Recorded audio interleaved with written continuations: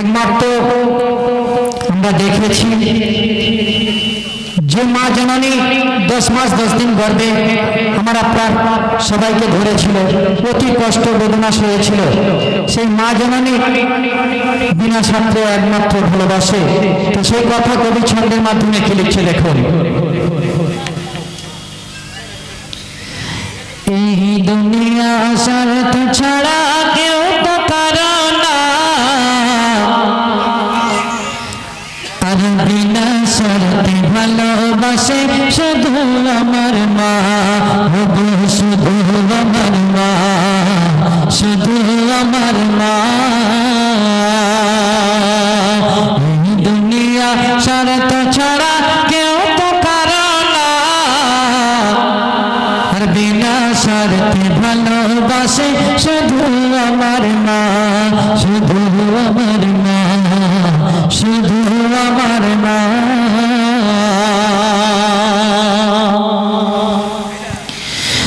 মায়ের মতো আপন কেহ নাই রে দুনিয়ায়,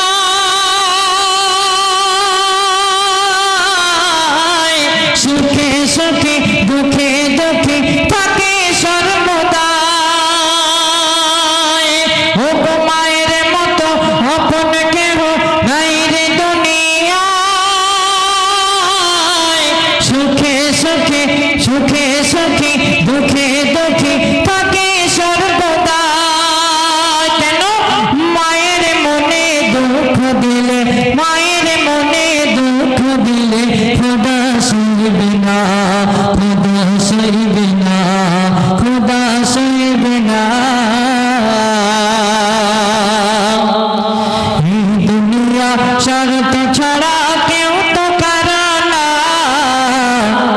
আর বিনা স্বার্থে ভালোবাসে শুধু আমার মা, শুধু আমার মা, শুধু আমার মা।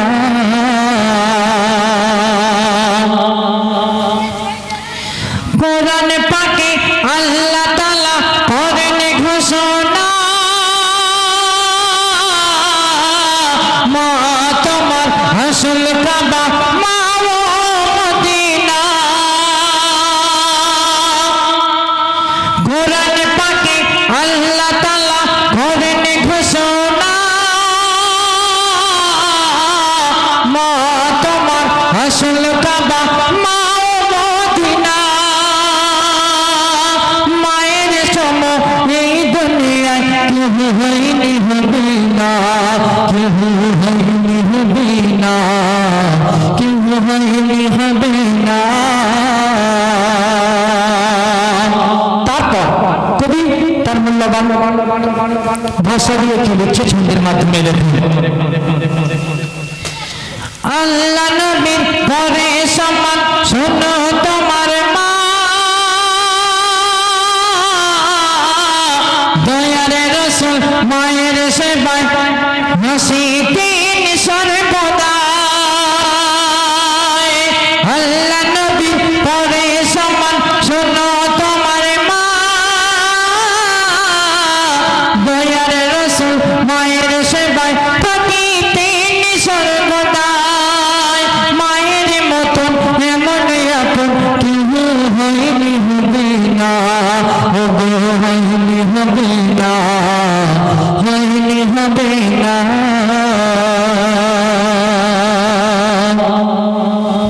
শেষ কথা কবিতার বুক ভরা ফরিয়াদ কি লিখছে দেখুন। প্রেমের সাগর এত আদর কে তোমার করিত,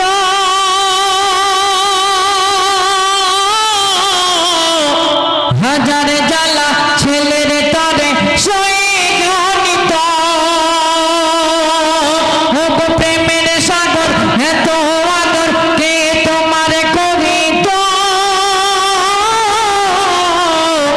হাজার জ্বালা ছেলের তরে সয়ে গণিত। অনাঘরে থেকে ছেলের মিটাবে বাসনা, মিটাবে বাসনা, মিটাবে বাসনা।